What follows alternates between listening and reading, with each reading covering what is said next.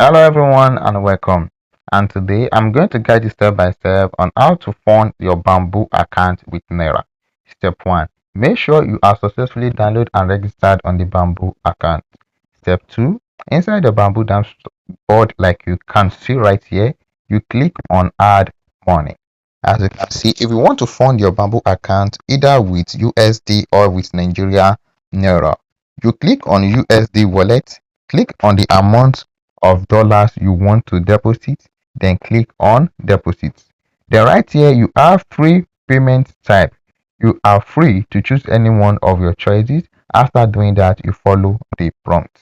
Or either if you want to fund it through your Nigeria wallet, you click on Nigeria wallet, select the amount of Naira you want to deposit, then you click on deposit. You can either fund it through direct bank transfer or Nigeria debit or credit card. To fund through direct bank transfer, you click on direct bank transfer. An account number will be provided for you as you can see right here. Also, the name of the bank, the account name, the exchange rate, and the fee. Then you click on copy of the account number, move back to your bank app, then input the account number, the account name will appear, and you select the bank name paystack Titan. After doing that, your transaction will be successfully seated in your total wealth in Nigeria.